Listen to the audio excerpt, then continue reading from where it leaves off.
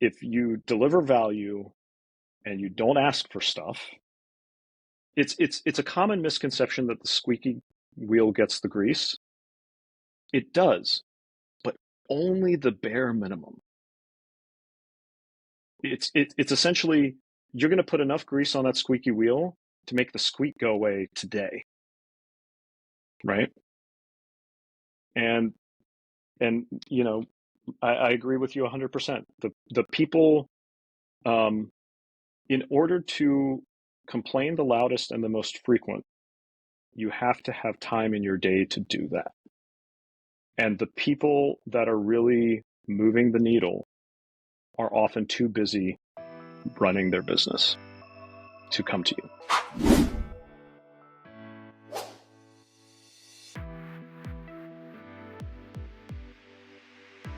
Hi, my name is Adam Freeman. This is Comic Industry Insiders, a weekly podcast coming to you every Tuesday, where we talk to some of the movers and shakers, the people behind the scenes of the comic book industry.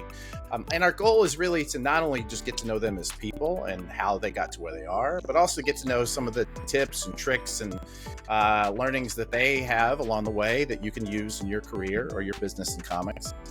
And when I started this project back in February, I had a short list of people that I knew I wanted to talk to. People who had been hugely influential in my life, people I knew who were going to be good teachers, people who were going to really bring value in a conversation. And unfortunately, they all passed, so you get this guy next to me this week. No, Filip is definitely on that list. He is, he's not only one of my favorite people in comics, he's one of my favorite people, period. He did give me my first job in comics, so, you know, just to give you a fair warning, I may not be a fair interviewer and go with the hard-hitting questions on this one. Huge softballs coming over the plate, Filip. So, Filip has worked with many of the biggest names in our industry. He has some of the biggest wins for any independent publisher under his belt during the time that he was with those companies. He has trained, arguably, he is the Kevin Bacon of comics, in that anybody who is half good in our industry after a certain point, including myself, has worked with Filip. So, friends and neighbors, Filip Sablik. Hey, buddy. I'm glad you turned that, because I was like starting to have that, like, I am getting uncomfortable. This is too much. I'm a Gen X dude. This is too much like praise, and I'm like, I don't want to be struggling. seen. I don't want to be seen. Don't I'm see me. struggling trying to maintain my presence and gratitude, which I've worked really hard for. But then you were like, and now we're gonna deflate the balloon a little. Oh, okay, yeah, that's familiar territory. That That's the feels good. perfect amount. Oh, well, that just means that I've been trained well. And, Yep. you know, and I all from my mentors. It's The more qualified ones that came after me. That's well, yes. There have been a few, and I do actually want to get into that. This is something that I always like to open up each of these conversations with some sort of story, some sort of like big softball right over the plate. And the reason for that is because in many ways I based the beginnings of this show on a podcast that's done by a man named Tim Ferriss. Tim Ferriss, when I first became aware of him, had just put out this book called The 4-Hour Workweek, that he later went on to do 4 or 5 other New York Times bestsellers. And 4-Hour Workweek was incredibly influential on me. And you're the one who said, "Hey, you really should read this book." So in many ways, you are the that path is what got us to here once again. It all comes back to Filip Sablik. Well, actually, so credit where credit is due. Rob Levin, who's over at DC now, but was the VP of editorial at Top Cow, was the one that turned me on to the 4-Hour Workweek and Tim Ferriss. Really? I think subsequently I've become a much bigger evangelizer, and I've told. Actually, so I was leaving Boom. I did like kind of parting words of wisdom with the marketing and sales team, and kind of like the name of the presentation was really smart lessons I have stolen from other people, and because at the end of the day, Yeah, it's like, you know, we find ways to personalize good advice for the industry or the situation we're in, but it's rarely wholly original, right? It's often true. like we read a book that influenced us, or we listened to something that influenced us, and maybe we married it with a couple of other ideas. But yeah, Tim Ferriss is definitely still, if not a direct virtual mentor for me. The Yeah. people he interviews then become Oh, virtual absolutely. mentors for me. Yeah.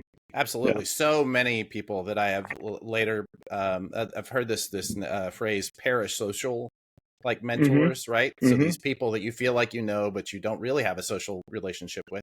And I mean, Seth Godin, huge influence on me. Like half the Me books I too. think you can see Yeah. from over here or him. I think I heard him first through the Seth Godin podcast or the Tim Ferriss podcast. So, or maybe one of the books. I'm not sure. But yeah, yeah, very much so. Who is it now? Are there any of those kind of parasocial mentors now who are? Yeah, I think probably I've got maybe like half a dozen that I routinely go back to and continue to learn from. Tim Ferriss is one. Simon Sinek is a big one for me. Um, I don't know Simon are, Sinek. are you familiar with Simon? Oh, No. Adam, Oh yeah. you're gonna love him. All right, Uh, Simon Sinek. Writing that so down. the place, and it's Sinek. So the place to start is he has one of the most viewed TED Talks in the history of TED Talks, and uh, it was the thesis for a book he wrote called "It Starts with Why." And Sounds familiar. I will not spoil it for you, but I think already knowing you, you're like, yes, I'm in. You don't need to say anything else. Um, Yeah. and he's written a series of books. He has a terrific podcast, and the name of his company is the Optimism Company, and his Oh, podcast is a bit of optimism. And so, um, he's a leadership thought leader, and kind of his company goes into other companies, and helps train them and consults and things like that. But he's right. he's written a number of books. He's fantastic. Seth Godin's on my list, certainly. Um, and then I would say, kind of secondarily, folks like Adam Grant and Brene Brown Hmm. uh, maybe are not people that I read or listen to routinely, but I do check back in and go like, oh, this is an interesting interview that they did, or they've got a new book out. So what are the core concepts out of that? Right. Right. What are the top lines of what they're learning and teaching? Yeah, Yeah. I can definitely see that. And definitely those names. And now I feel like I definitely going to have to go after Simon Sinek. Um, well, so let's talk about you've just recently done. I always am reticent to cover a lot of ground just because I know you have an answer for it. You recently did this interview with the Dollar Bin Bandits, which, by the way, guys, that's a great podcast. You guys are doing amazing Mm-hmm. work. I don't know if you want to pull this out as an ad for your show. I mean, I'm sure you have met like a portion of your subscribers, but you talked a lot. They did a great job of getting your bio out of you, which I love to do through this, and I learned so much about an old friend of mine who I thought I knew well.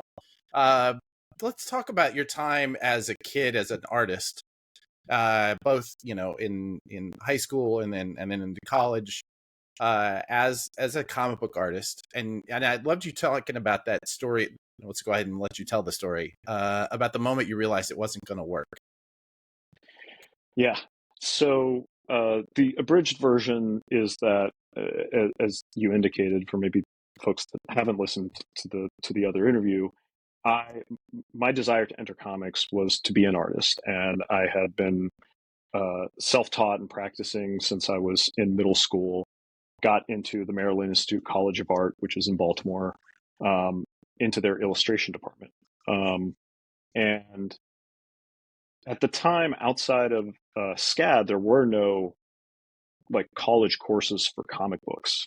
So you kind of had to find programs that would give you a good uh, foundational education around drawing and painting and sculpture, and then typically people that wanted to be comic artists ended up going into an illustration program, which was classic editorial illustration in the vein of like Norman Rockwell and, Andrew Wyeth and, Frank Frazetta and folks like that, right?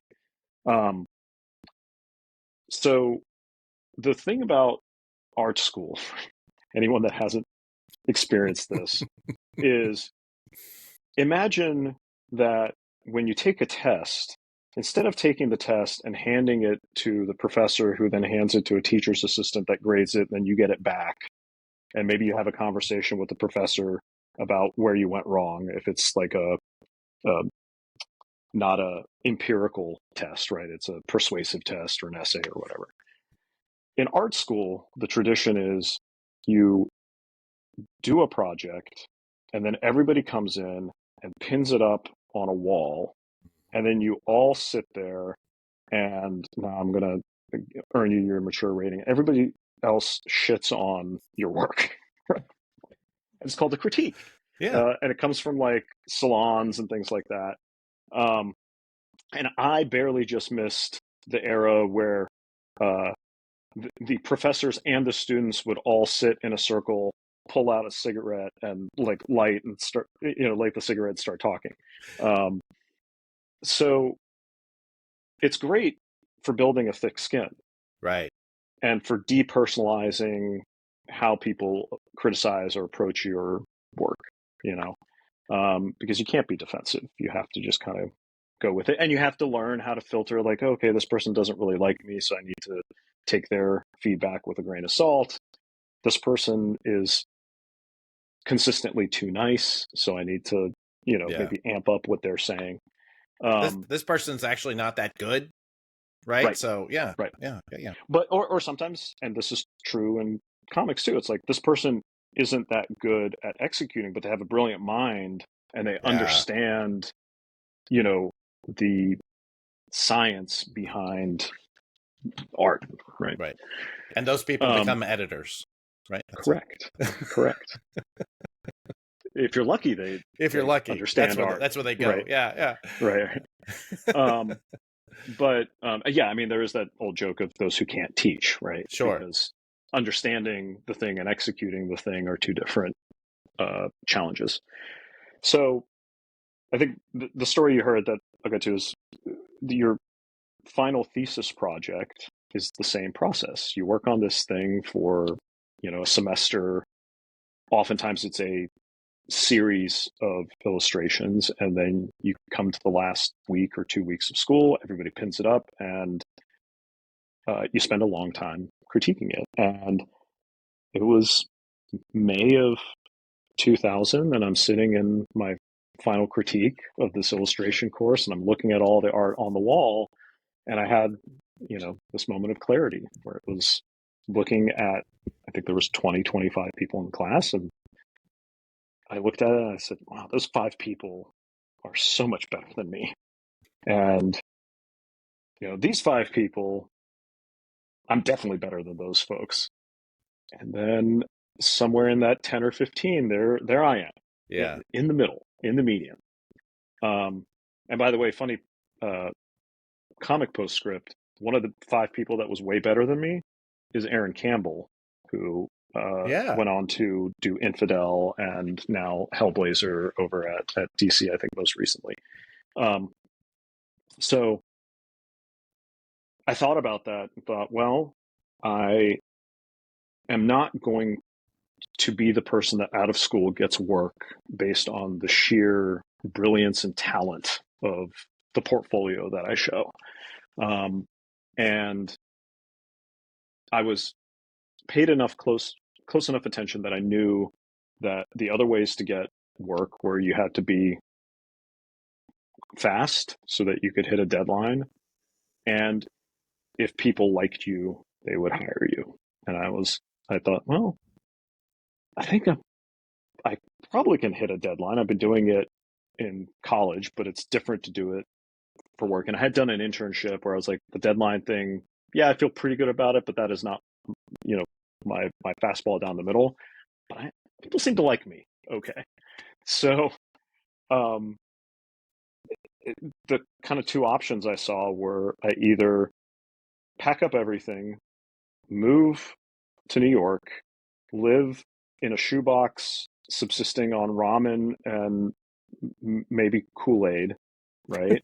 Maybe And as a Friday treat, you get Kool-Aid. Yeah, right, yeah, yeah. um, for the vitamin C, right? Like, yeah. Exactly. So So you don't get scurvy. That's it. right, Just a, yeah. exactly, exactly. And I do the thing that I imagined, which is walk around with your portfolio around Manhattan, go knocking on doors and begging people to take a look at it, right? Yeah. Um, or I go find a job that is adjacent to the industry I want to get into, and I start to see if I can build relationships, which is how I ended up looking for a job at Diamond. Mm-hmm. Um, and I don't know if you want to segue immediately into that, but that's essentially that was the moment that led me into the business side of comics. Was I thought I will be able to network through this job while I'm getting paid, and Right. then I will eventually transition into being a full-time artist. Oh, so it was still the plan was still to become a full-time artist at this point. Yeah, yeah. Wow. Okay. Was there a point where the dream died? I mean, not or that you just still maybe you didn't the passion to practice wasn't there. I mean, where's that? Is there because you seems like you know exactly the point where you're like, I'm gonna have to shift. Do you know the second point? Yeah, Not that it it's a ever little has. less. Maybe you've got like portfolios that are like No, no no. okay It was a little less clear, but I think it was probably after I had had the opportunity to do some professional work, yeah and the reality of doing even half a dozen sample pages over the course of a month is very different than, again, even doing an 8 or 10 page story for an anthology that has a yeah deadline, and like it doesn't matter whether you're in the mood or you're tired, you got to sit right down at the drawing board and draw. That combined with I've going to art school and creating art in a communal setting where everybody is an artist is very different than being locked in a room by yourself at a drawing board, right? And so I think it was that combination of the reality of what that job actually was and the experience of what was actually fueling me and driving energy in me in my regular job, which was collaborating with people, helping right creative people realize their vision. And so um, it's a thing where occasionally if I have that itch to scratch, I go scratch the itch, and mm-hmm. then I'm usually good for a while longer. And I drew when my kids were little, I drew the best princesses and unicorns because I I had have no doubt. 4 years in art school. Yeah, I have no doubt. On demand, that's a big deal, right? That's right. That's Yeah, right. that's Well, some. if I'm being honest, the unicorns I had to source some reference You because didn't they're have to horses, tell they're me. hard. They don't. The kids didn't know, and you didn't have to tell me. I appreciate it, but you could have kept that one to you. Well, I do want to come to Diamond. We do want to transition to the Diamond years, but first, before that, I do want to talk about like how did that experience? Because I have known you to be, I think, and from all accounts of everybody else who I've known to work with you, and you and I did not work together for like I don't think it was less than a year. Um, Yeah, I think it was like right around there, but it was less yeah, than, I think. Yeah. just yeah. And luckily, it transitioned over a New Year's, so I get to claim both years on my resume, which is always good. And if But anybody asks, we worked together for like so long, 18 months. easy. Yeah. We're in trouble if somebody's calling me for a reference for you. So That far back, yeah, yeah, exactly.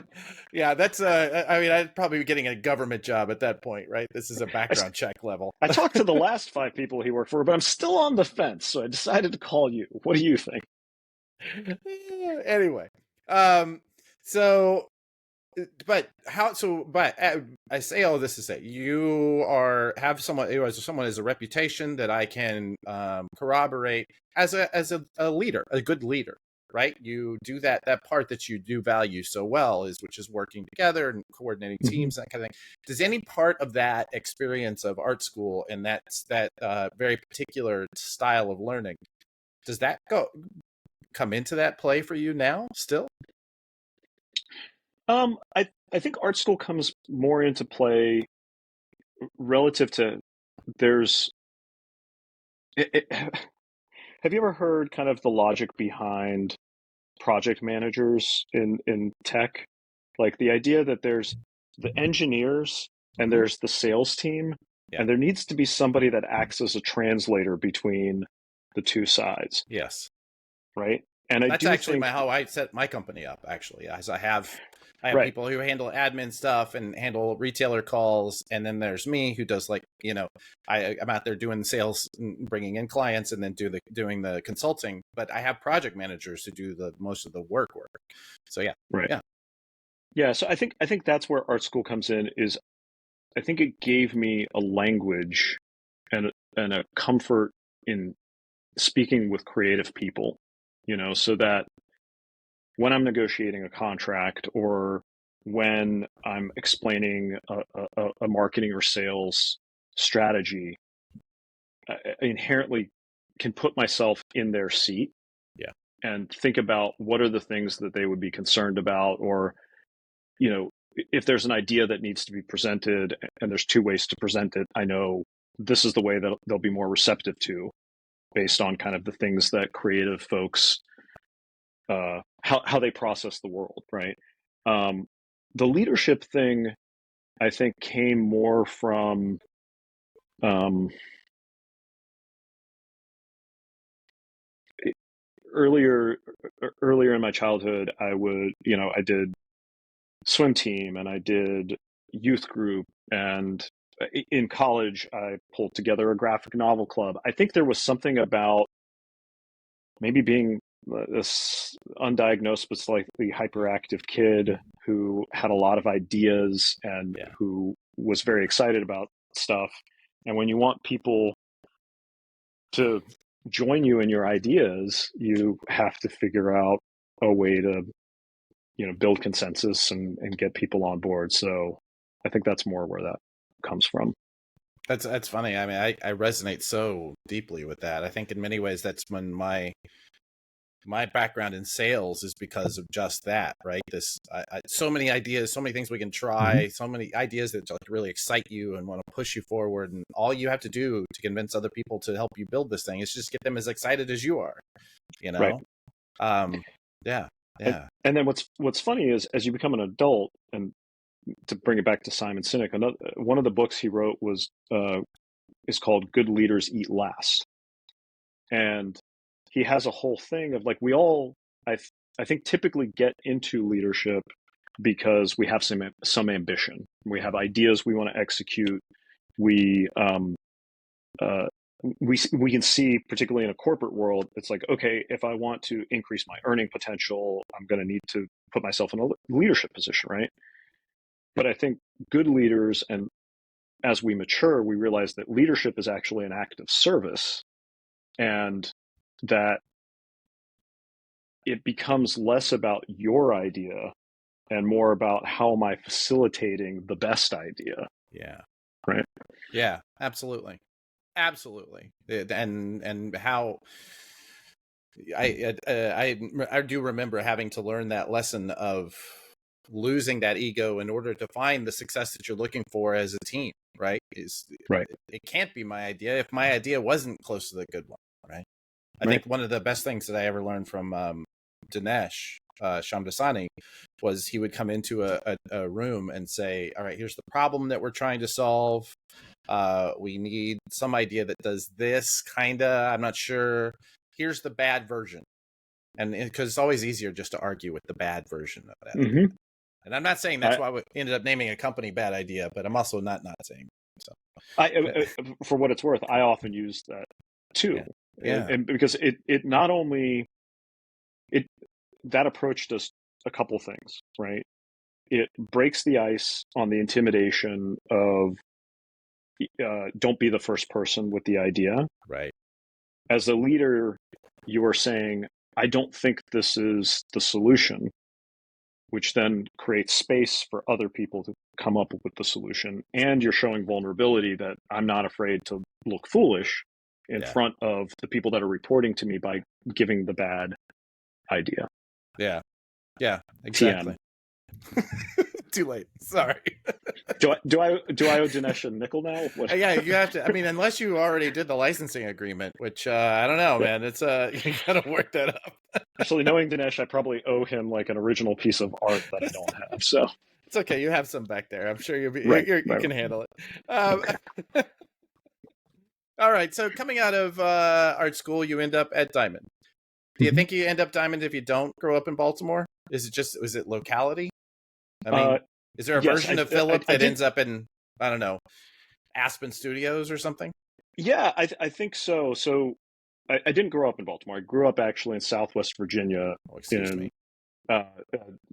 Baltimore was the big city for me. I went there for gotcha. college, and I ended up in Baltimore in part because New York was terrifying. Because I applied to the Pratt Institute as well. SCAD, Savannah was too southern and too small from where I was coming from. Right. New York was too terrifying. Baltimore was just right. It was man, my of those Goldilocks three places, I would so go to SCAD. Man, that's town Look, is beautiful. I was 17 I know, making I decisions. Why are you making decisions? Why do we have to make decisions about our adulthood at 17, 18? Makes no sense at all. All right, so you end up at Diamond, right? Yep. And you end up working the CSR team, the customer service rep team, right? Which means you're dealing with comic book retailers. Yeah. And I ended up there in part. I did not know Diamond was, I would not have known Diamond was local or what Diamond was, except that when I was in college, like I said, I started this graphic novel club. Yeah. And I realized that there was this thing called a previews catalog and that you could do mail order. And it wasn't DCBS at the time. It might have been, I don't think it was Westfield. It might have been mail order comics, but right. They would send you the previews catalog every month and you would send back the order form. Right. And so I wrangled that for everybody in the club.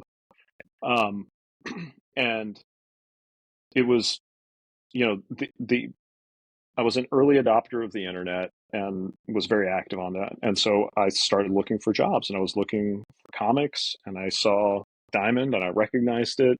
Oh, Timonium, that's just outside of Baltimore.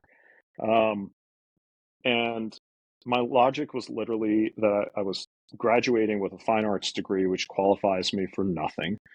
Other than I can say I went to college. Right. But I had worked as a waiter through college and prior to college. So, well, that's customer service. More service. So, and I knew comic books. So I interviewed with Eric Beck, who was running the CSR team at the time. Still there, yeah. And is he still there? I think he's still there. Yeah, I think so. I don't know if he may have a different role now within the company. But I interviewed with him and got the job on the West Coast team, which as a recent graduate was great because that shift was from 11 a.m. to 7 p.m., which if you are used to late nights and late mornings was like perfect. Great transition into the real world. Right? Yeah. So I worked on a gentleman named Tom Sadowski was the head of that team. I think I've met Tom. Yeah. Yeah. Yeah. I think he may still be at Diamond. Yeah, I think so. Isn't he married to Nance? Yes. Same Tom? Yeah. Okay. Yep. So Nance ran the East Coast, like Northeast team at the same time Tom ran the West Coast team. That's how they met. And again, because the show is in part about behind the scenes people. I was about to say, two guys.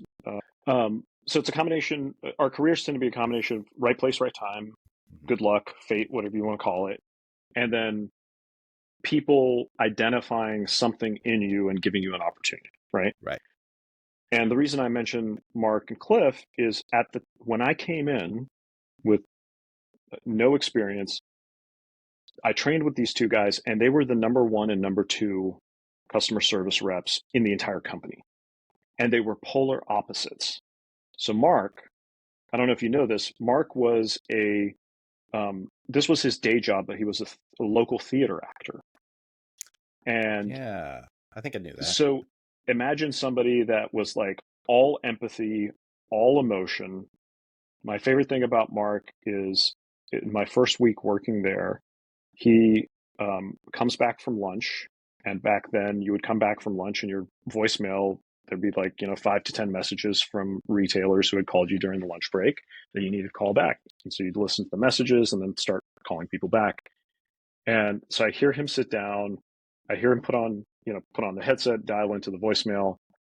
And then a couple minutes later, I hear him just very colorfully cursing out a retailer.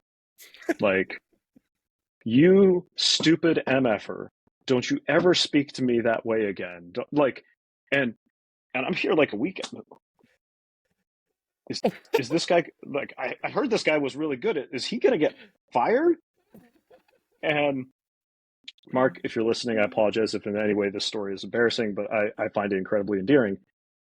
So I listen to, and then I poke my head around the like cubicle wall and I see him put on his headset and call the guy back.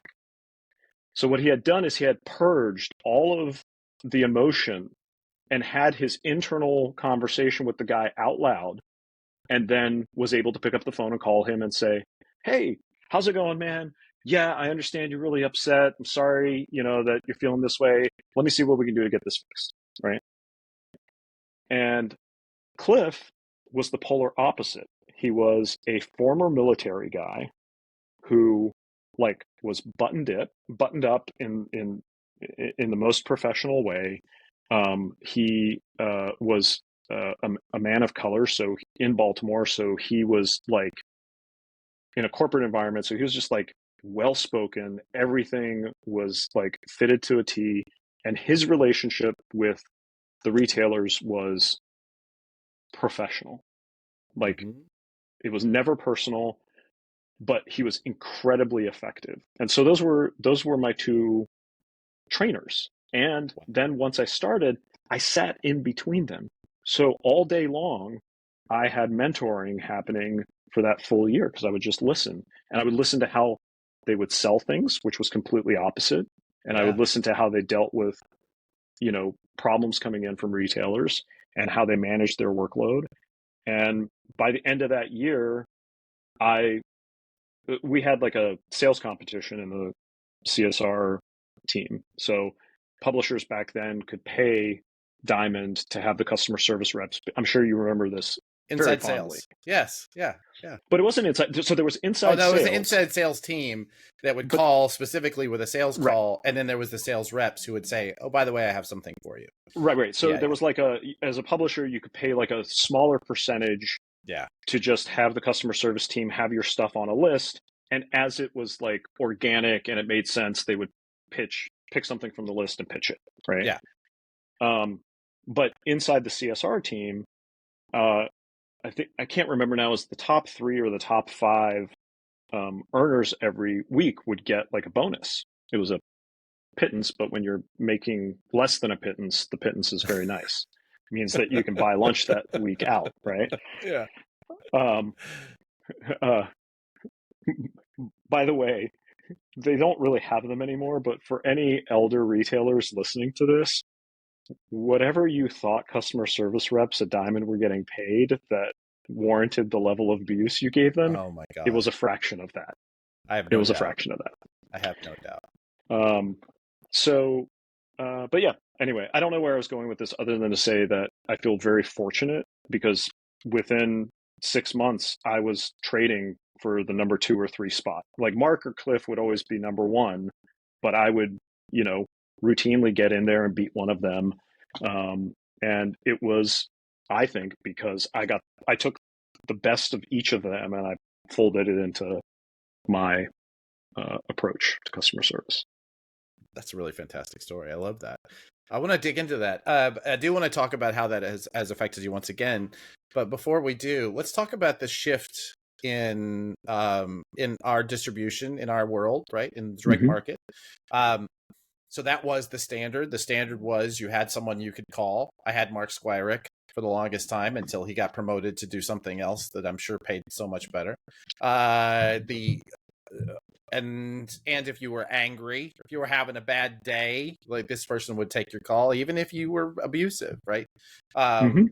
I don't think I was that abusive, but I know I was a bit of an asshole at some times. I'm not going to lie. Um, I but and that has gone away seemingly Mm-hmm. at this point. I think Diamond has basically done completely away with it. I think there is still, you can still get in the queue, I think, and Right. talk to somebody. um Lunar is not. Lunar is basically an email. Hopefully within a day you get an email back. I don't know what PRH, I think they have some ticket situation. um Right. do you think that's a loss, or do you understand? I mean, I think it's understandable. Any of us who have dealt with comics retailers on the phone, believe me, I've done my penance for any abuse I gave.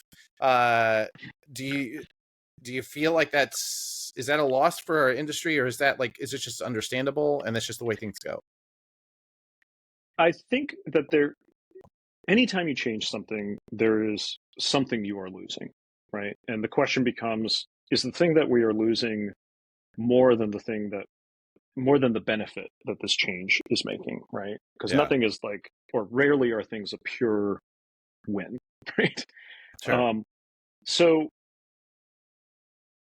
the things that I think we lose are that at the time, Diamond was in effect, but not legally, a monopoly, right?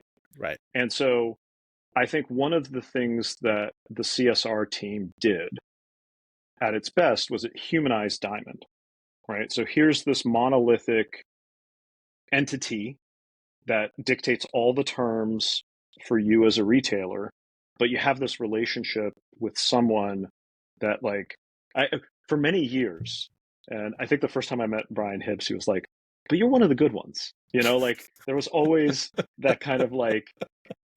But I do think that helped Diamond when they had Sure. to deliver unpopular news or make a decision that people didn't like, and you can actually still see it. I mean, how beloved is Nance Oh in this God. industry, Yeah. right? Nance Romer, So for those of you who yeah, don't know, she's been mentioned on this show more than once. And Nance, I'm coming for you. We're going to have this conversation at some point. But Nance Romer is like one of the most beloved people in our industry because she has been that conduit back and forth from yeah, retailers to Diamond for decades. So, yeah, yeah. and done it So incredibly well. I think it humanized Diamond. I think on the other side, I will say that I never had the opportunity to work in a store. So I think Diamond's CSR team was the next best kind of 101 course in the business of comics, right? Right. It really was a fantastic training ground for me and for a number of other people that came up through that system. So I think that's what we lost. That being said, I think from a business perspective, I tend to agree. I know you talked to Christina Merkler. I tend to agree with her position on it, which is essentially the same thing you run into when you have a customer service line for customers who are not like retailers, who are not buyers, right? Just fans and customers, which is that 80% of that customer service rep's time is occupied by people that only contribute 20% of your business. Well, And that's the way of you the know, you know what world. I mean? Like, Yeah. Yeah. Yeah.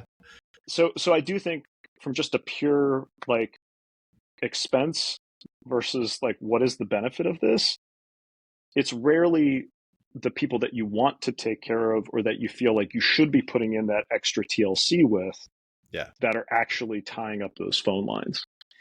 And I think this is actually a good note for any retailers who are listening. It is a common understanding, I would say, in your business, and you tell me if you disagree, that the people who really do matter, the people who can move the needle, people who are, going to contribute to the success of a book or a project or whatever, are nearly never the people who are calling you up and telling you that you're evil, or calling you up and telling you that you're ruining their business, or whatever that hyperbolic like vitriol is.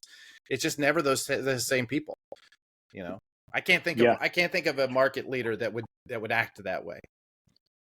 Do you, would you care to guess how many times in 12 years at Boom, Gall from Midtown emailed me? Golbuslav is the buyer at Midtown. Um, well, not And not that, many. or how many times a year do Not you many times think a I year. heard? I'm Yeah, going to say 2, maybe 3. Yeah, exactly. Do you know how quickly I got back to Gall when he emailed me? immediately. Yeah. So there's, you're a fan of Tim Ferriss, so Absolutely. you've probably listened to his first episode with Jocko Willink, who's he's a was a Sounds Navy familiar. SEAL leader. Yes. Now he's got like he's a leadership coach now, and his whole philosophy is extreme ownership. Like that's kind of the high level of how you should run a team. And he has this story about that he tells about being in Afghanistan, and the I'm not a military person, so apologies in advance for how I butcher this, right? Okay. Yep. But the head general who's in charge of the whole thing periodically comes in to where the Navy SEAL teams are, and there's the squad leaders, right? And they all line up, and the head general will walk down and ask each one, "What do you need? You know, like what's making life harder? How can I help?" And Willing said he would watch, and there would be these squad leaders that every time the guy walked down the line, "Oh, we need more armor, and you know, our boots are threadbare, and blah blah blah, and I need this, that, and the other thing." And Willing took the opposite approach, where 9 times out of 10 he would say, "Nothing, sir. I'm 4x4," or whatever the term is. Now Whatever. I've really butchered it, Yeah, but well, it's military yeah, speak. You can't just say the words. You have to give a code. Yeah, exactly. right, right. Um, because what he knew and turned out to be true is the 1 out of 10 times when he said, "I need this," he had it the next day. Right. Right. Because if you deliver value and you don't ask for stuff, it's a common misconception that the squeaky wheel gets the grease. It does, but only the bare minimum. Yeah. It's essentially you're going to put enough grease on that squeaky wheel to make the squeak go away today, right? Yeah. And you know, I agree with you 100%. The people, um, in order to complain the loudest and the most frequent, you have to have time in your day to do that. Bingo. And the Yeah. people that are really moving the needle are often too busy running their business to come That's to you. absolutely correct. Now, I will say the flip side of that is the reason I think partially the reason I got the job with you was that I had gotten to know everyone, and I'd gotten to know everyone because I wanted to be a change maker. I wanted to have a voice, right? And I think that's I think a part of it was me really focusing so hard on that, like being that voice that got me Mm-hmm. there. But I recognize now I could have gotten there with a whole lot more honey and a whole lot less vinegar. So yeah, And I don't want people to misunderstand me. There are real systemic issues, and correct. there are real problems that need to be addressed. And sometimes it does require being consistent and relentless in pursuing that and being loud. And in my experience, that often is most successful if you can then build consensus, right? Because one person complaining about a thing, especially in comics where everybody's perspective and situation is unique, Yeah, because we're dealing with a bunch of small businesses, that is easy to ignore. 20, 50 people, even if individually they don't have volume, all saying the same thing, you need to pay attention to. it's time to Right. listen. Right. Right. Yeah. At that point, the feedback becomes the metric, right? When Right. everybody is coming Right. at you with that. Yeah, Right. that's I think that's really well said and well to remember. Okay, so So again, I want to go back to, because I'm going to gloss over a lot because I know I want to talk about some other high level stuff with you, and I want to have time. So you are go from CSR to brand manager. Hmm. And at that time, are you working with Shanus? Is he your? I am, when I joined purchasing, I am 3 levels below Shanus. Okay, So Bill is a mentor, but kind of in the way that, it's the big boss mentor, sure. right? Um, and it was really, I think, early in my career, Bill was more a mentor in the way that his philosophy and his information got passed down through the management team. Um, so at the time, Bill ran the purchasing department. Under him was John Werzer, who Mm-hmm. came from a warehouse background, but was basically the print manager, or I think it was he was a director at the time. I think he was the director of all print purchasing, and then there was a separate merchandise and toy person. Um, I may be misremembering some of this, but and then underneath that was Jim Kohoric, who ran the comics team, and so Right. Jim was the person that hired me into the purchasing department, and who I consider to be, one of my first longtime mentors. That really had it was invested in my career, wanted me to continue to build my career and learn and move forward. So when I first got there, I was dealing with very small accounts, and then by the time that I left, I had in 2006, Image probably would have been the number 4 publisher at that time. Under Dark Horse, Dark yeah. So Horse, yeah, it would have been Marvel, DC, Dark Horse, and yeah. then Okay. Image. That I left just as um, Walking Dead and that era of Image was starting, Yeah. like, to uh, build, right? So how long were you in purchasing? It's 5 years, so 6 years at Diamond total, 5 years in purchasing. Okay. And So yeah, yeah, go so ahead. you had a year as a CSR and then 5 years in purchasing, right? Um, the I think that just so that for the retailers in the room, a brand manager tends to be the person you deal with in the same way that a retailer would deal with a CSR, right? They're the person you have a relationship with, who you work to clear out any problems, and legitimately does all the hand entering of metadata, which is still crazy. I don't know if this is still happening. It's crazy to me that that was part of the job, but yeah. So I always, again, this is like a foundational thing. At almost every organization I've ever worked at, I am the best proofreader, and not because I'm inherently a good proofreader. I was actually, as prior to Diamond, I would say that my spelling wasn't great, my attention to detail was not great, grammar was not a strength.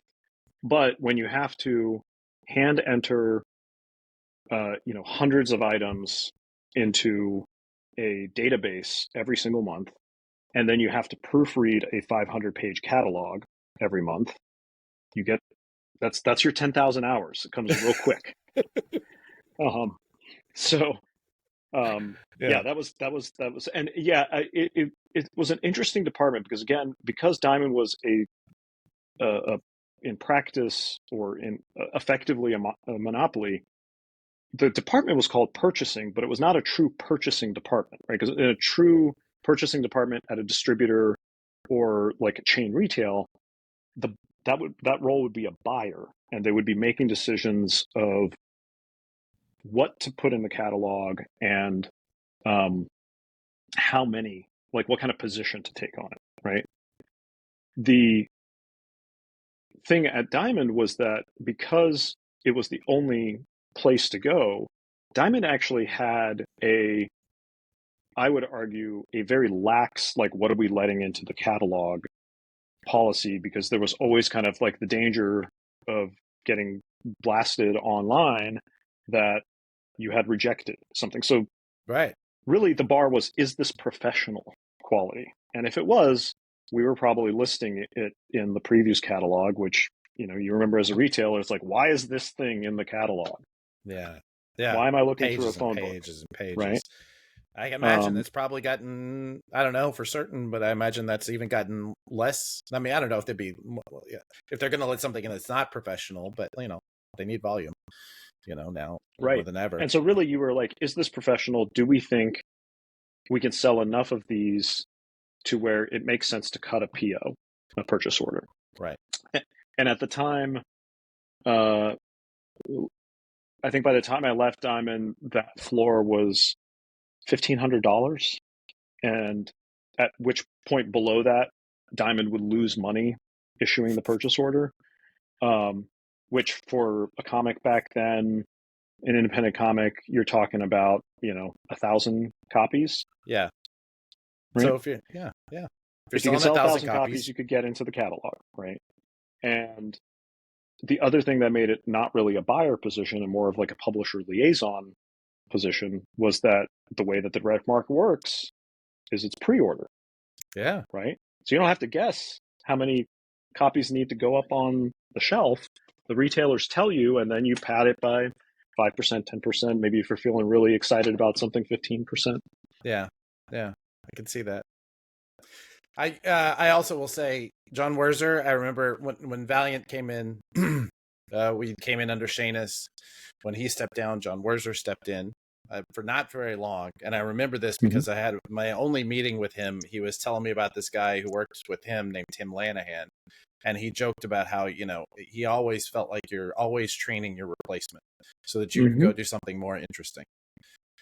Little did I know he was telling me that meet your new best friend Tim Lanahan because he Yeah. is going to be around for a minute. So yeah, Tim is now in that position. For those of you, And the funny thing was one of the biggest reasons I left Diamond was because at the time I was there, the management structure looked incredibly stable. It did yeah, not look to me like Bill Shanus was going anywhere. He was not, he was not an old man. He wasn't no, going to no, retire. yeah, And he was arguably in one of the most powerful positions in the entire industry at the time. John Werzer had worked at Diamond his entire career. Didn't look like he was going anywhere. no, And Jim Kohoric had basically worked there his entire career.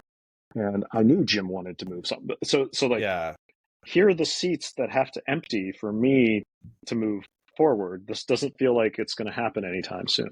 And the irony being, I know Jim left and then I think came back. I don't know if he's still there Mm-hmm. now. I know he's still writing, which good on you, Jim. I love that you're still doing that. I love seeing him at the booth.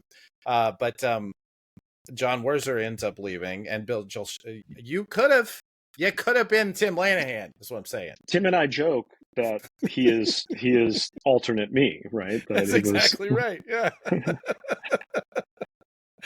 So you go to work at Top Cow out Yep. of this.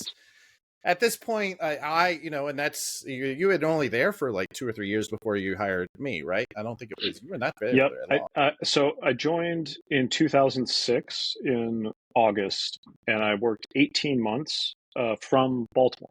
I worked remote, which was very Right. unique in 2006, right? Not a lot of remote work No, happening then. no. Um, and basically when Matt Hawkins, who hired me, offered me the job, I had just signed papers to buy my first house in Baltimore. I was like, I can't move.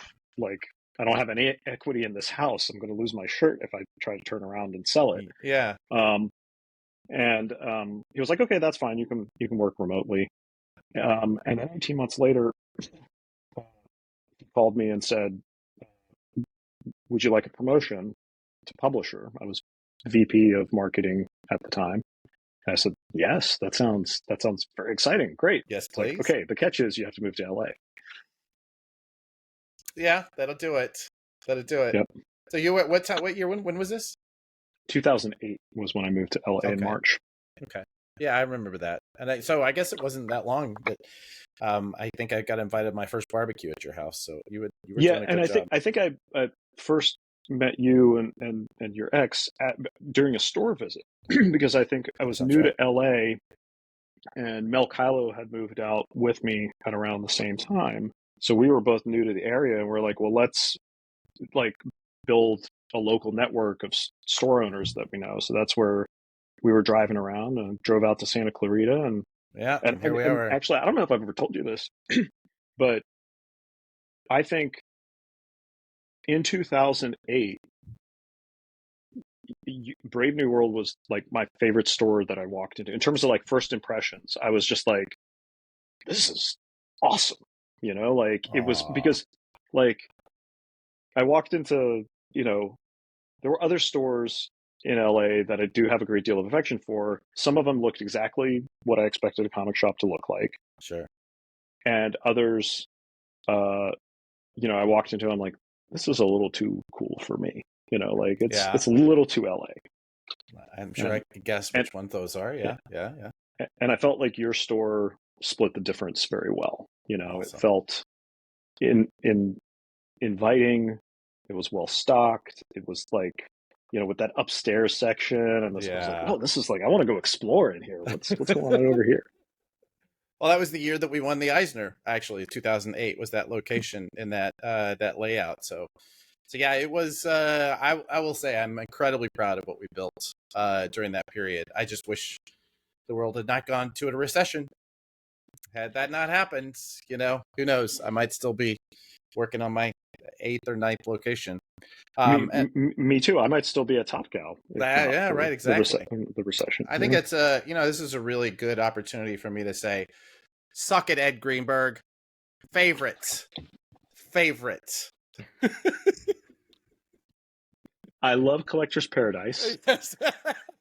To be clear, I love Ed. Um,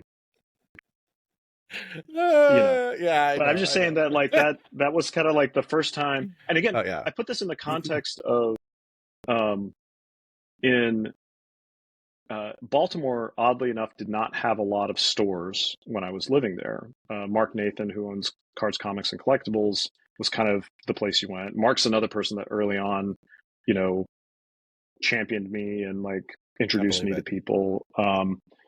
But his current location is like a showcase location. You walk in and you're just like, holy cow, it's an Yeah. old movie theater that he uh, bought and redid. Um, but the original location that I first met him at was like there was just stuff everywhere. It was like not a huge footprint, but man, he stocked wide and man, he stocked deep. Yeah. Um, and, and growing up in Roanoke, we had a lot of comic shops, but again, they were like traditional books, used bookstore, kind of Sure. traditional retail places. So like before moving to LA, like the Isotope was kind of like my benchmark for like this is a cool comic shop. All comic shops should be like this. Yeah. Yeah. I will say two things. One, you introduced me to Mark Nathan, who has been now, I feel like a lifelong friend, even though I didn't meet him until you introduced me. And Shelley, both they are just Mm-hmm. they're the cream of people. There go my notes. And I will say I recently had that same experience that you had you just described walking into mine at a place called Blackbird. They just won the Eisner this year, Yeah. and we just did a little road trip down through Florida. And I walked in with my partner and my 9-year-old, and all three of us were just like, "Wow, look at this! This is beautiful!" And it's And how lovely are they as human beings oh, too? On top of that, you know. their whole family. I'm telling Yeah. you, they joked about us buying a compound together, and we're like, where do we sign? Oh, we'll put in our down payment right now. Yeah, they're wonderful, wonderful The people. catch is you have to move to Florida. Might not be too bad. I kind of like Florida. I'm all right with that. Um, okay, so you're working at Top Cow. You Mm-hmm. become publisher of Top Cow, and I will say again, you would not have guessed that you'd only been in that role for a couple of years. You handled that team incredibly well, and I think at this point, really, it's a good time to talk about the fact that you are the Kevin Bacon of comics, right? In many ways, independent press comics. Let's be very Mm-hmm. distinctive. I Mm-hmm. think in a lot of ways, DC has their, kind of core people that kind of go out and work in the independent press, and Marvel, that bullpen is that Yeah. editorial bullpen is just like they just churn and train, so many editors that come out of there. but you really have kind of made a name for yourself in knowing who is going to be sharp, who to train, right? And I think we've had a couple of them on the show. Obviously, I am an alumni of that. Talk about how you what do you look for? Because I'm sure like me, you're always on the lookout for who your next hire is or who your next referral is. Somebody says, "Hey, who's good out there?" I know I keep a list in my head. Mm-hmm. What do you look for when you look into that? Well, one, you're very kind, and I will say that I think that I I know that as someone who hires people now, that experience compounds, right? Like some of those early hires are instinctive, and sometimes I had really good luck and sometimes not so great luck. Um, and it took years to really begin to take those instincts and start to unpack why. Like, what is the through line? What is the common thread here that I'm actually looking for? And how do I get to that as quickly as I can? So, comics is the perfect industry for this, but I would hold this belief even if I was in a more technical or more widely trained field, which is I hire for person first, experience second. Because I believe that with rare exception, you can train somebody on the job quickly if they have the right kind of individual traits. And while some folks have an aptitude for something, I think that at the end of the day, and this is the part that, by the way, this actually goes for freelancers like creatives, writers, and artists as well. I think one of the most undervalued and underlooked aspects of hiring is you are signing up, arguably, for the second or third closest relationship that you're going to have on any given week, right? Once you get past your family and your closest friends, these are the people you are going to spend the most hours with in any given week. And relationships, I believe, generally come down to two things. One is chemistry.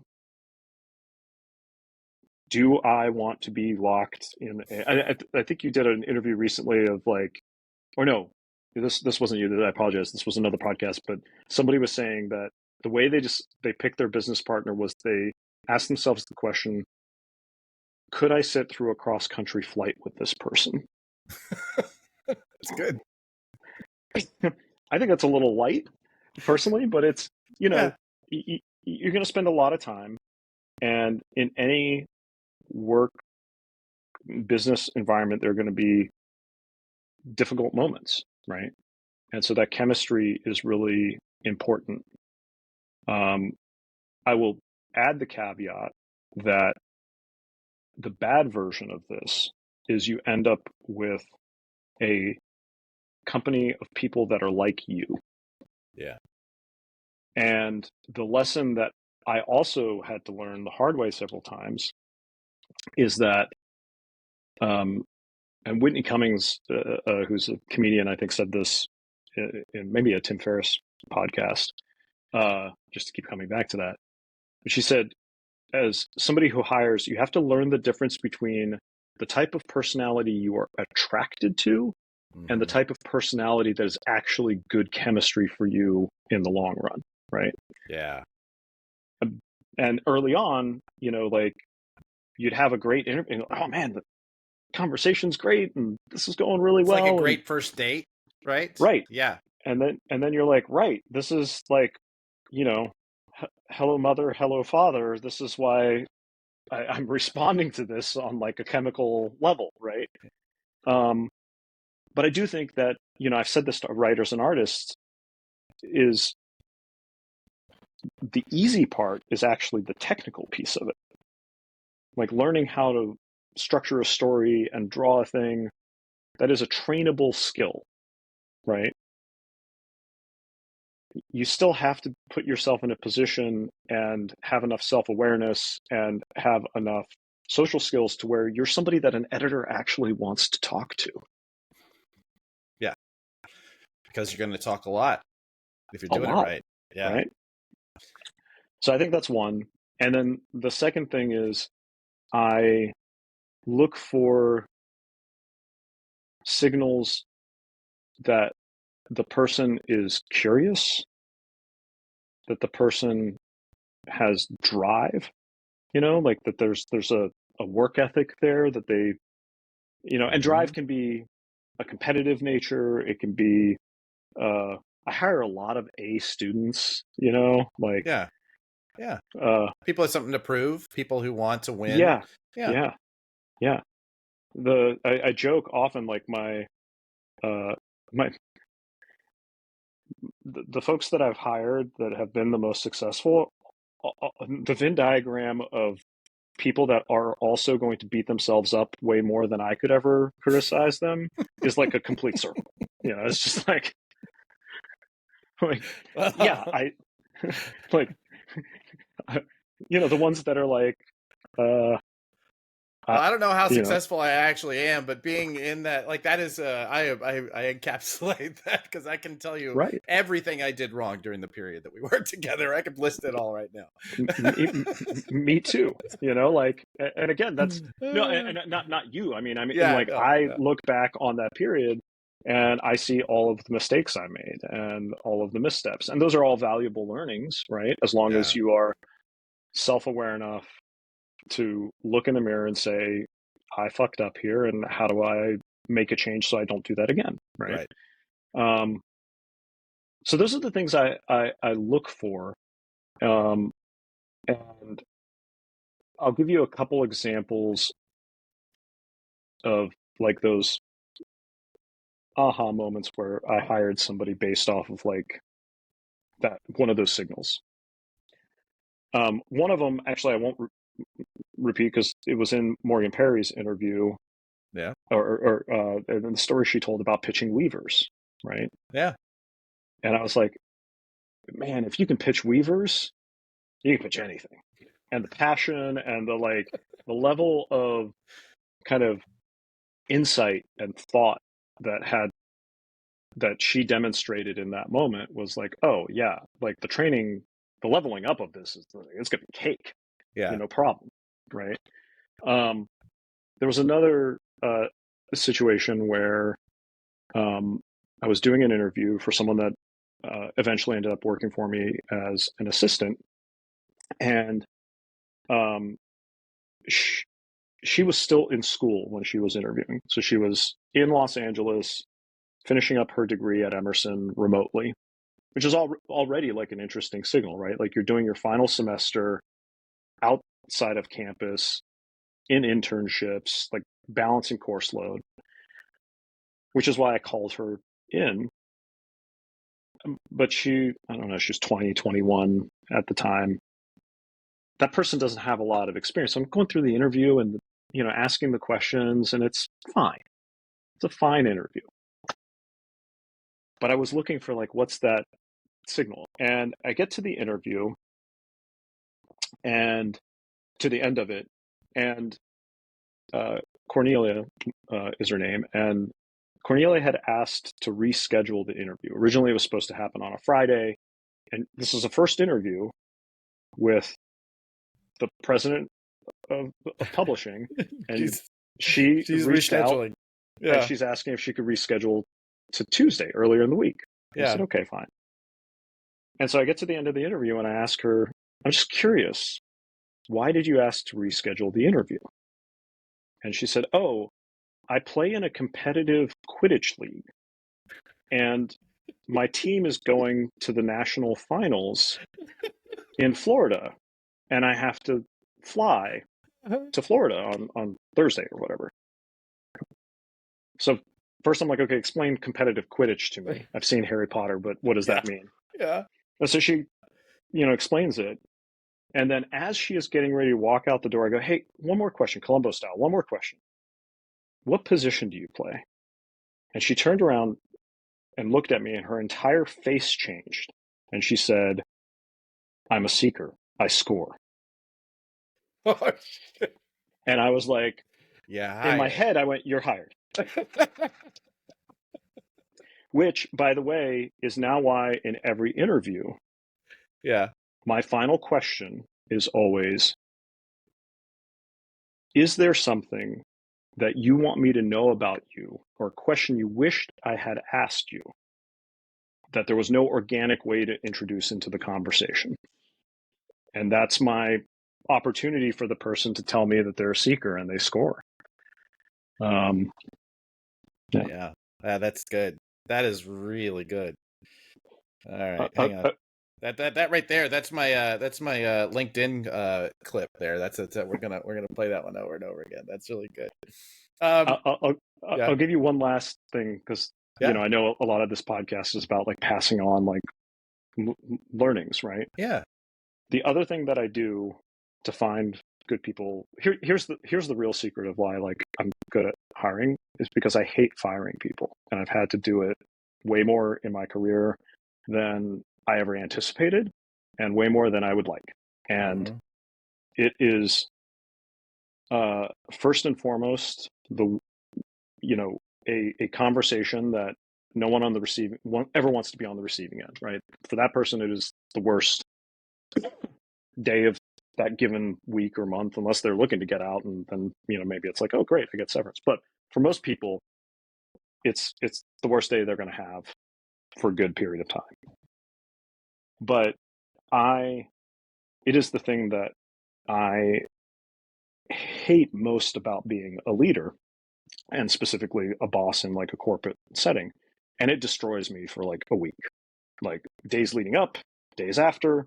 And I've learned uh, over time that that's just part of my process. And uh, one of my favorite pieces of advice that I ever got from Paul Levitz was, he said, here's, because I was talking to him about this, and I asked him like, do you have any recommendations? Because I'm just like destroyed that week, you know. And Paul's response was, the minute it stops destroying you, you don't deserve to sit in the chair. And so that is the thing where I go, okay, this is part of the process, and I have to embrace it. And my job is, how do I process it most effectively so that it doesn't negatively impact the other people in my life? So the secret of my hiring is that I hate firing. And one of the ways that I try to avoid that situation is on the front end, and I implemented this at Boom. I overdo it on the interview process. So typically what would happen is when we got big enough to where we had an HR manager, HR would do the first 15 to 30-minute interview, Sure. just to kind of rule out this person is a complete wacko, they're not worth talking to. That's not a professional HR term, by the way. And then I would usually have them interview with the direct supervisor, then the team they were going to be on, the entire team, a group interview. Oh, If they were interesting. getting hired for a department head position, I would have them then interview with the other department heads, and then I would have them interview with me. And the reason is I'm pretty good at interviewing, and by the time you get to the fourth or fifth interview, all of your like well-rehearsed answers and the polish is gone, and I'm actually talking to the real person, right? It's like the adage of like, you don't know who you're dating until at least the third or fourth date, right? Yeah. Because everything else is a performance, right? Right. Yeah. Yeah. Ah, that's real good. That's really good. All right. Well, I want to go back because I think there's something I want to. I feel like I'm digging for a nugget here, Okay. because I learned so much about publishing from that year at Top Cow. But before I actually ever went there, I was friendly, and I'm still friendly. In fact, I just interacted with her on another project, Renee Gerlings, who was Mm-hmm. the editor in chief of Top Cow before you and I were ever involved. Yep. And she was announced that she was stepping down or stepping away or whatever. It was an announcement in the industry. And I called her up and I said, hey, I'm just curious, is there anything you learned? Like, what's the big lesson? Mm-hmm. Because I love that question just as it's fresh for people. Yeah. And her answer, and I will never forget it because I've quoted it 1,000 times, is all artists lie. They cannot help themselves. They just lie to you themselves. They lie to you. They lie to their families. They just can't help it. You cannot trust a single thing an artist says. You can only trust what they do.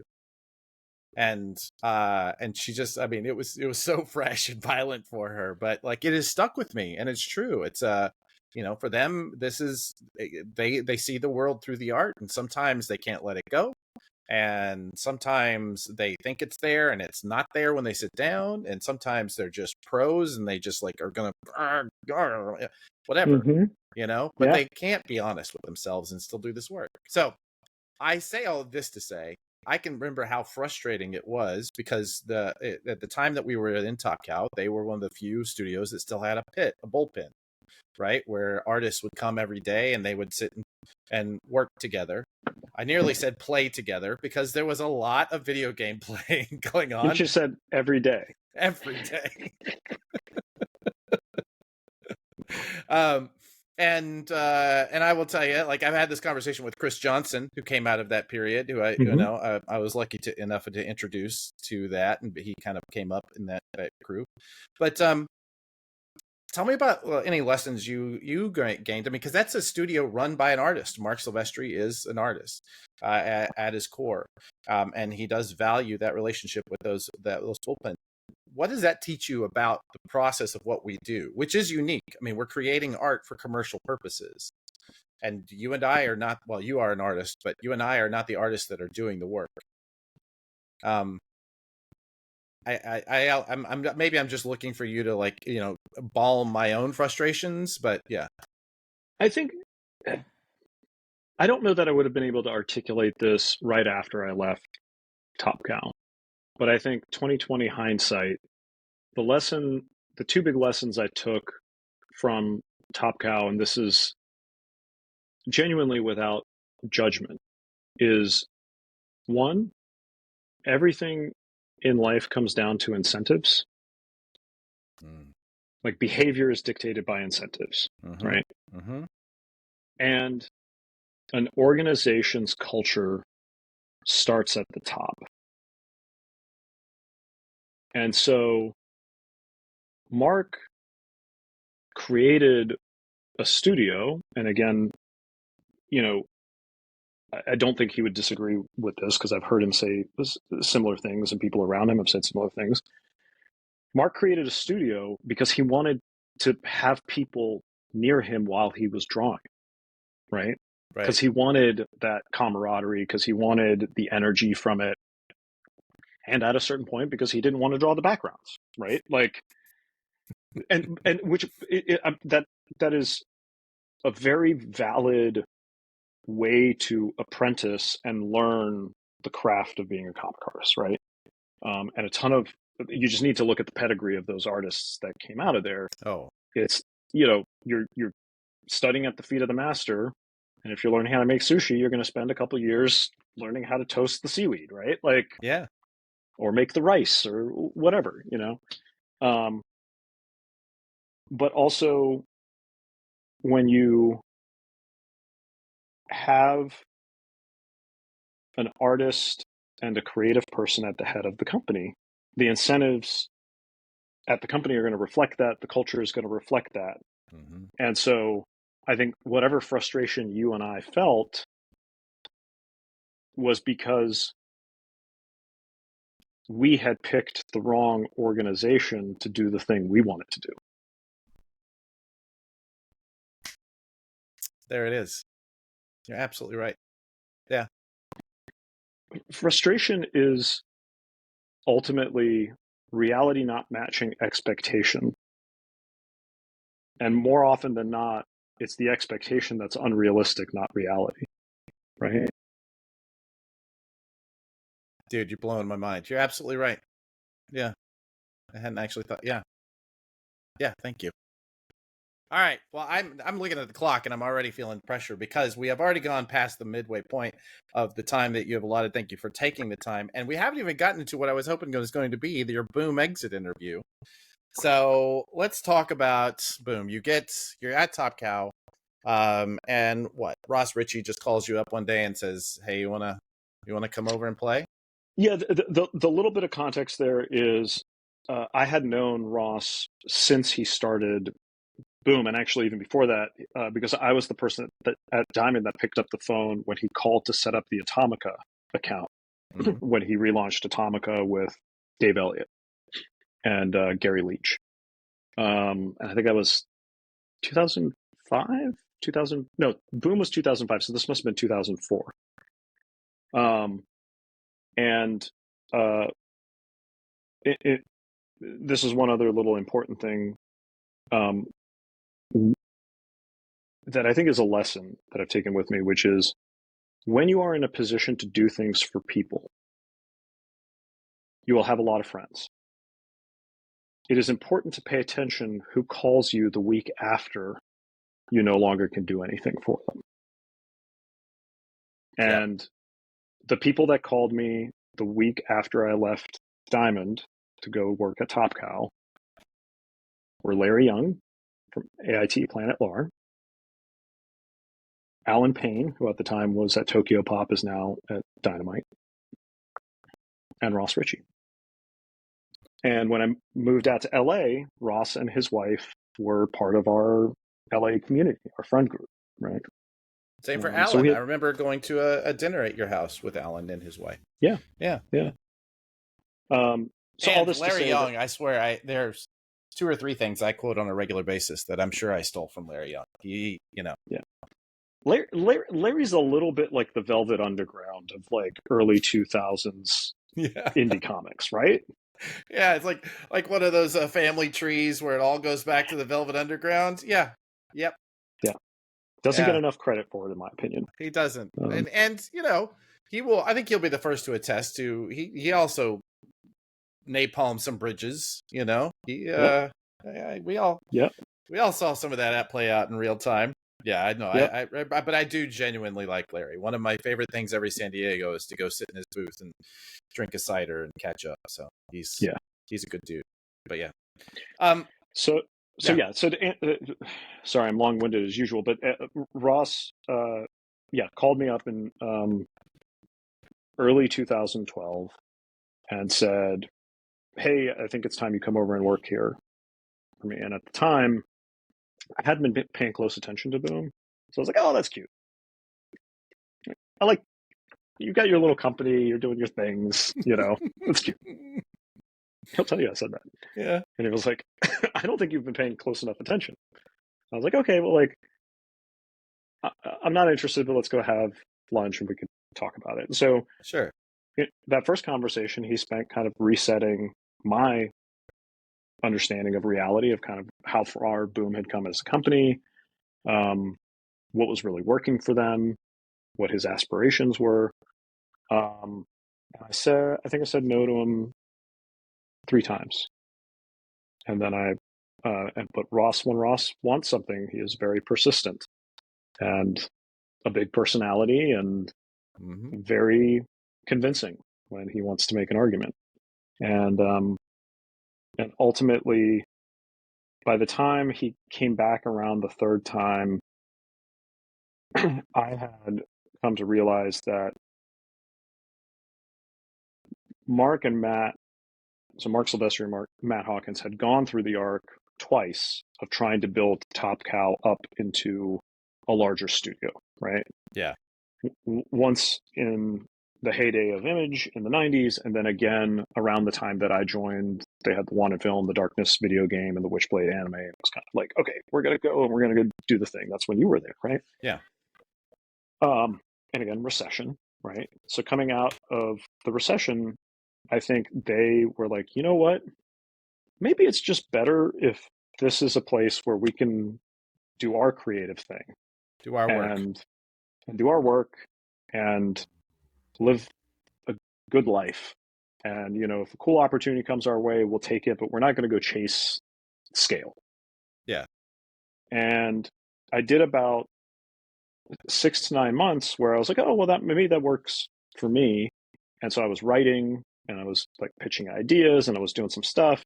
And then I realized like, I don't actually want to be a writer, and I haven't scratched the itch of like, I want to do a bigger thing. So that was really what Ross promised, was like, hey, we're going to go build the next big comic publisher. We're on our way. Come get on board this rocket ship and let's go do it. Amazing. Amazing. So let's encapsulate. You were there, what were the years? 12. 12 years. Encapsulate 5 things that happened that change, that, you know, that you were an agent of change, or the company was an agent of change. 5 things that you think like that you would put on your resume for Boom. Yeah. I would say that it was such an incredible team environment there that I don't know that I would take credit for any of these things. I Sure. would, I, I feel good saying that I contributed to these things that I think were important, right? Um, First would be, uh, I'm leaving out Kaboom and Adventure Time because that was already happening when I got there. Okay. You know, I was able to ride that wave, but I wasn't there for the inception of that. I was there for the inception of Boombox. So I think Lumberjanes, uh, you know, when we look back another 10 years from now, I think that will be an inflection point that changed not one, but 2 markets. Absolutely. Um, and I'm really proud of that. And especially proud of that because one of the other personal reasons I moved to Boom was because I wanted to have books I could hand to my kids. And Boombox was an imprint that spoke to a generation of girls and young women and, you know, queer folks that like, I just left it around the house. And I think, you know, my kids are graphic novel readers because that was there. Right. Second thing would be the the building of a true media pipeline at an independent publisher that was largely Ross and Stephen Christie, but I think you had to have a publishing team that understood that and that was collaborating and making sure that as you're trying to build a production company and you're in a first look deal with 20th Century Fox, that the content coming over the transom is supporting that goal, right? And it was a big deal that Fox invested in Boom. You know, that was like a very big deal. I think it uh, ultimately validated some things about the company and indirectly led to the Penguin Random House acquisition. Um, Returnability. I think introducing the Boom Guarantee is something that I am maybe most proud of, and I can say that uh, I was critical in the thinking and into the strategy that made that successful. And I Give me do a, think that please. No, finish. Yeah. I do think that what we were able to do in with the Boom Guarantee in 2017 and 18 and 19 that encouraged other publishers to experiment with returnability.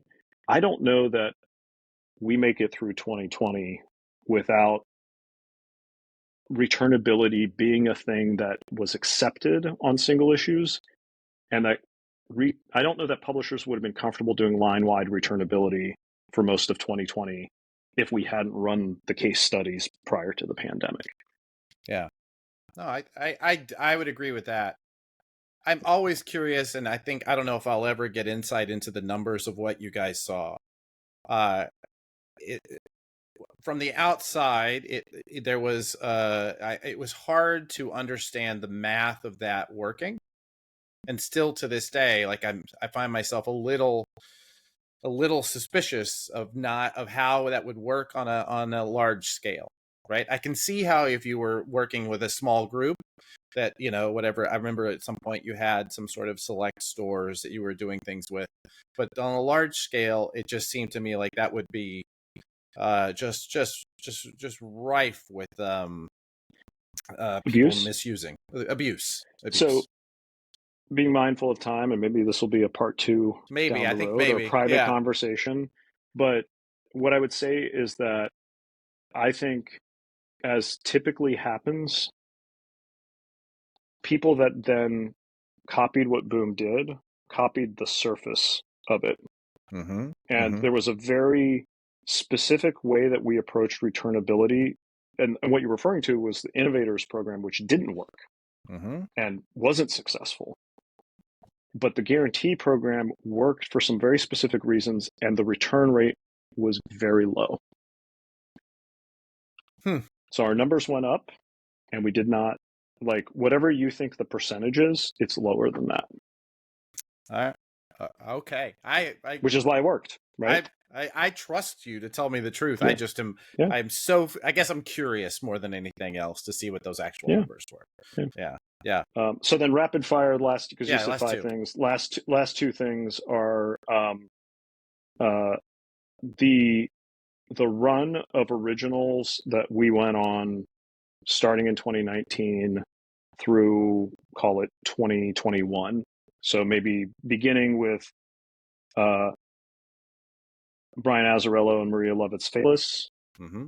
to, call it Grim, launching kind of post Berserker, right? Yeah.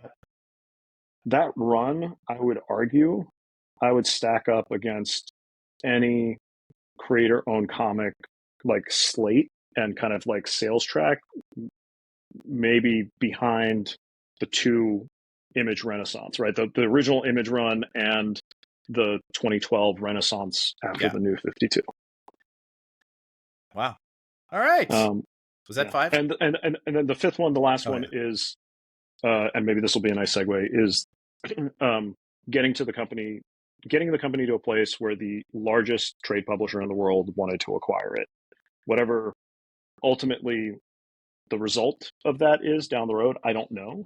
But I know that is an accomplishment and a validation of 12 years of work. I can see that, right? And that kind of valuation always is. I mean, it's how you define the success of a company in a capitalist society, right? Is what people will buy it for, right? So I want to get to that acquisition, but there were a couple things I wanted to just pick out just a little bit. And man, we're gonna have to do this again because I have three questions I will end with, and I feel like I'm gonna have to get one more in before then. Okay. I will say that if I had to add one of those, I would say it was Kickstarter. I think you guys really did make Kickstarter a valid part of any publishing program.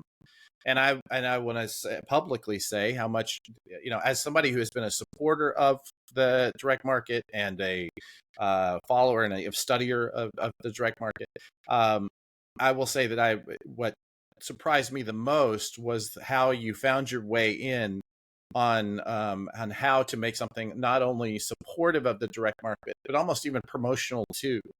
Yeah, talk You about know that. what? You are correct. I amend. I take out my comment about the Fox investment and the media thing. I was trying to go chronologically and think about like what were the inflection points, but you're absolutely correct. Yeah. I think a pathway for publishers to use direct to consumer and leverage the footprint and the power of those marketplaces in a way that, done correctly, is complementary is a pretty important shift in how the business works. Mm-hmm. Mm-hmm. So what was the question within that? Because I agree with your assessment. No, I think I want to talk about where your viewpoint was going in, because I want to just tell you what it looks like from the outside. Yeah. What I saw was a model where you came to market with a title that no one knew was coming, right? And that's always the big problem in the direct market is you have to introduce this title 6 months before it comes out, 3 months before retailers are talking about it or ordering it for the first time, and yeah, 6 months before customers are buying it. And so this idea of getting people excited about something 6 months before they can even pre-order it, and many times the metadata is not even there. They can't pre-order it from the retailer. Right. What I saw you do was create a model where you are exciting fans and you're building something that's frankly just out of reach. It's 9 months down the road. It's a year down the road. And it's probably more than they want to spend on a product that they're willing to buy at $4 or $5, but are not willing to buy it 20 or 150 or $300. And that's what I saw. And then I saw you do it on a cycle so that the direct market was able to go through its entire order cycle and fulfill that order cycle before the fulfillment of the Kickstarter. Yeah.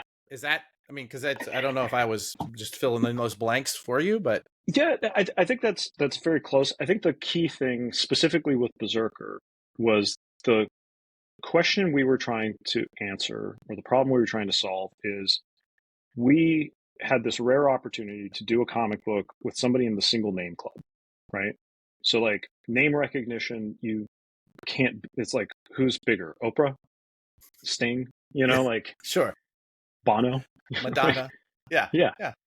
Keanu, there's only one Keanu, right? And it was coupled with, again, this rare thing where it was a celebrity driven project where the person that was the face of it was also deeply and authentically involved in the creation of it and believed in it and wanted to make it as successful as possible. And so the riddle is, how do you announce the thing and now put all of these barriers in front of somebody who has never bought a comic book to get the thing, right? Like, I don't know if we could make it harder, right? No, we really do industry. Try. Yeah.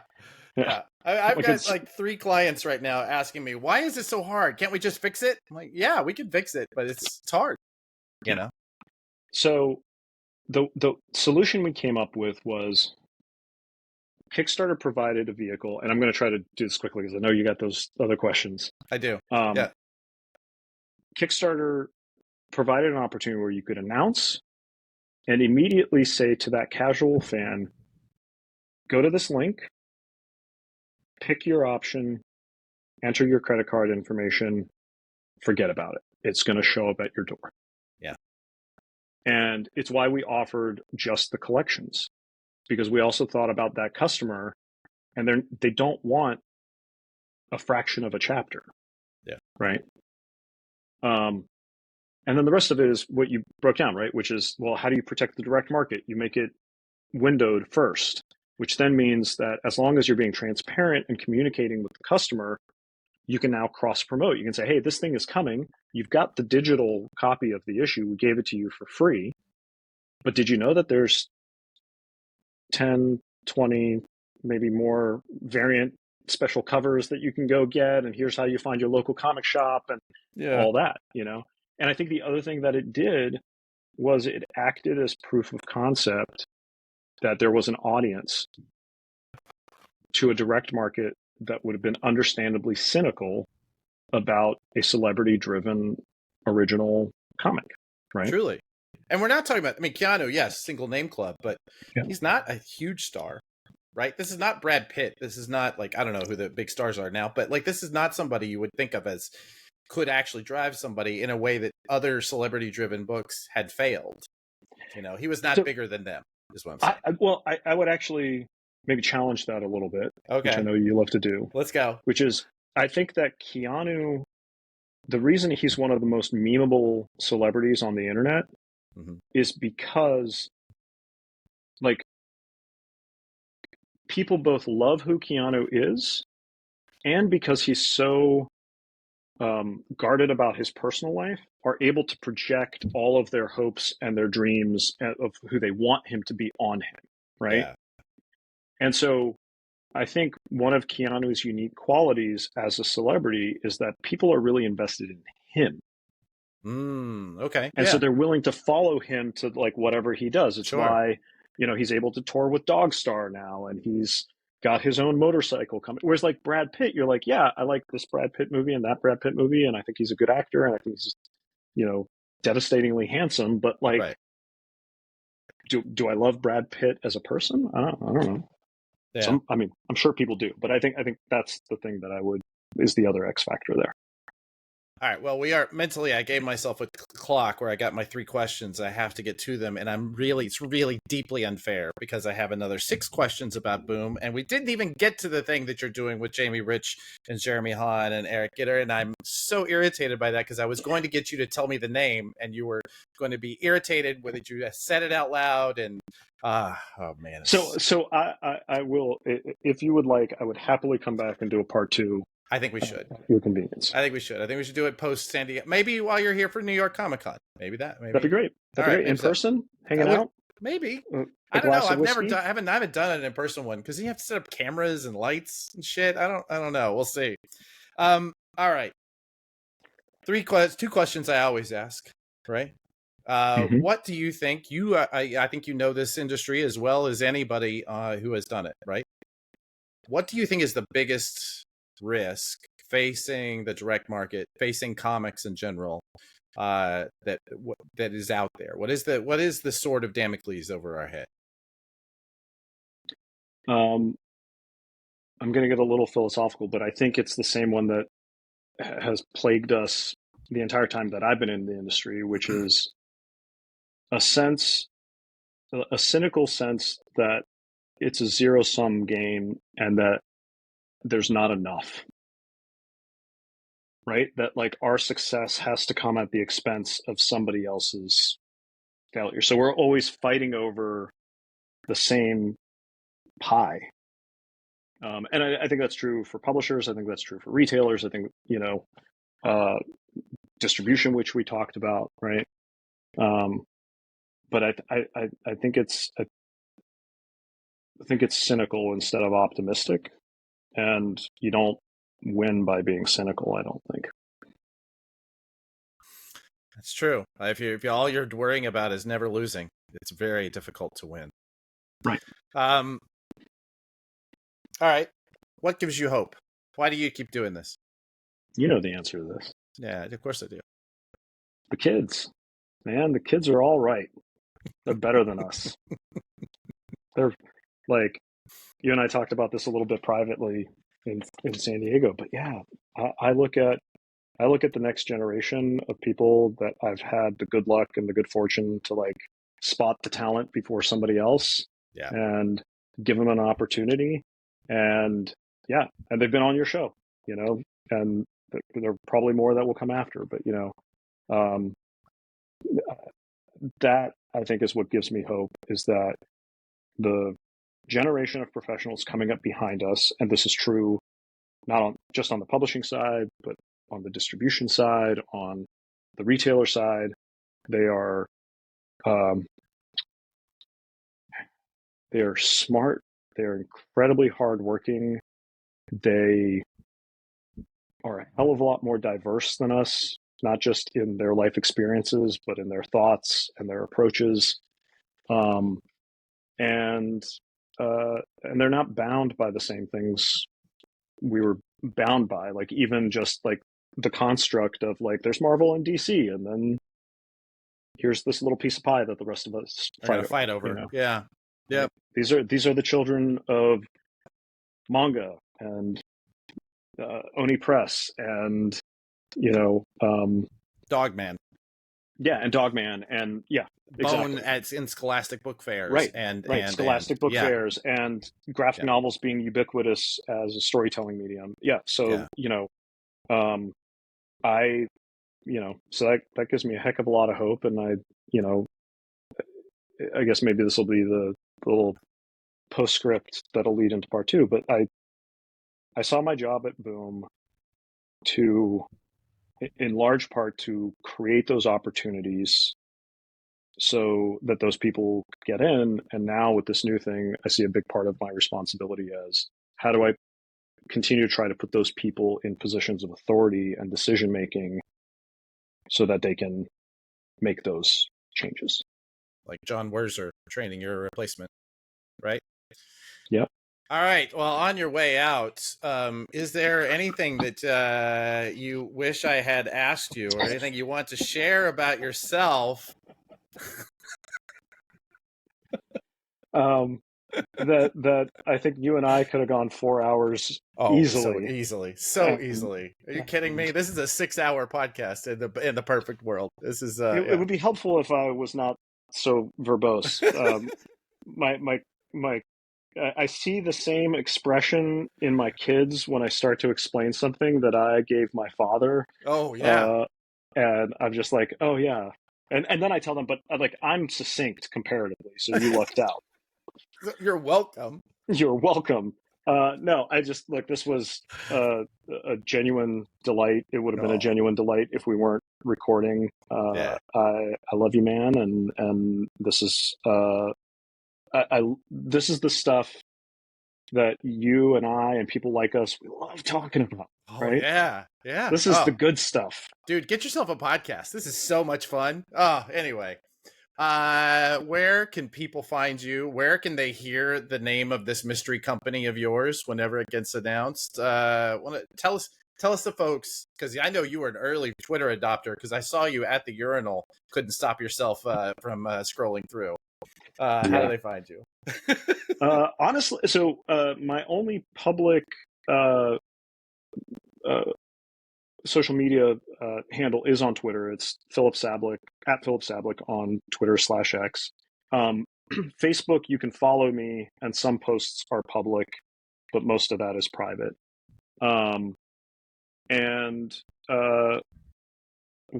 we are ready to share the name of the thing, which people can expect around New York Comic Con, you will hear about it for sure. We will not be quiet about that. But until then, I'm kind of enjoying being in the secret laboratory underground. I can tell you that my first son, we told everybody the sex of the child, but we refused to tell him the name until he was born. It's so much fun knowing you have that secret. It's the only time you have that secret. So, here's the fun little addendum that you'll really appreciate, which is, I didn't think of this. Somebody told me this week. They were like, you know what you should do is every person that asks the question, you should give them a different false name. Yeah. So that when it leaks, you'll know who the leak is. Yes, exactly. I told the people at the bank, they said, what's the name of the kid? I said, we're not saying. Come on. All right, it's Cash Money. Cash Money Freeman. Oh, and then it came back to me. Are you naming your child Cash Money? I'm still waiting for somebody to say, is the name of the company redacted? Because that's what's on my LinkedIn. I know. That's not a bad name, actually. Hi again. Thanks so much for watching Comic Industry Insiders. It, as always, is our pleasure to talk to the movers and shakers of comics and to bring you those conversations. We'd love it if you'd support us with a like and subscribe, and telling your friends is always good, but really what we'd want to do is hear from you. Any questions, any suggestions you have about our show, any suggested guests, frankly, anything at all, we'd love to hear from you.